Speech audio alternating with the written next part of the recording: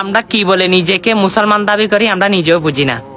কারণ আমরা নাকি মুসলমান দাবি করি, নামাজ কয় রাকাতে, কত রাকাত সুন্নত, কত রাকাত নফল, কত রাকাত ফরজ সেটাও জানি না।